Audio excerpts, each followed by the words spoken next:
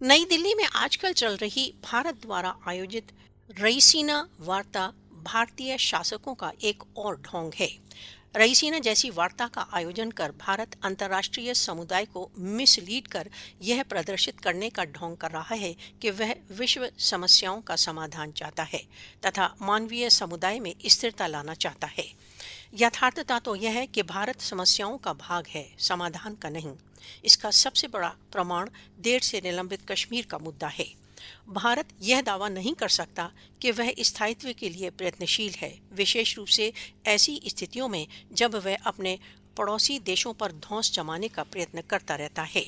विभिन्न समारोहों पर आधारित रईसीना वार्ता, जिसका सन 2016 से प्रतिवर्ष नई दिल्ली में आयोजन होता है, का यथार्थ लक्ष्य भारतीय साम्राज्यवादी योजनाओं से ध्यान हटाना है। रईसीना वार्ता, जो भारत का जियो पॉलिटिक्स तथा जियो इकोनॉमिक्स का एक विशिष्ट सम्मेलन है, का एक महत्वपूर्ण लक्ष्य चीन व पाकिस्तान जैसे अपने पड़ोसी देशों को नीचा दिखाना है। यूरोपीय यूनियन डिसइन्फोलैब ने भारत के चीन व पाकिस्तान जैसे अपने पड़ोसी देशों के विरुद्ध जघन्य उद्देश्यों का पर्दाफाश कर दिया है। रईसीना डायलॉग जैसे आयोजनों का भारत द्वारा अपने भीतरी मामलों को सार्वजनिक आलोचना से बचाने के लिए एक टूल के रूप में प्रयोग किया जाता है।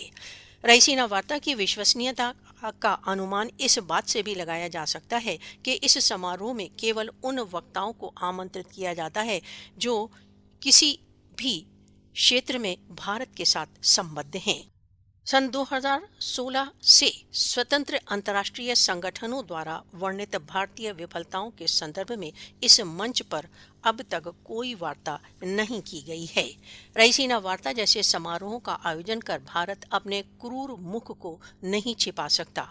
मोदी के नेतृत्व की भारतीय सरकार के भारत द्वारा अवैध रूप से अधिकृत जम्मू कश्मीर तथा देश के अल्पसंख्यकों पर अत्याचारों ने विश्व के समक्ष भारत के यथार्थ रूप का पर्दाफाश कर दिया है।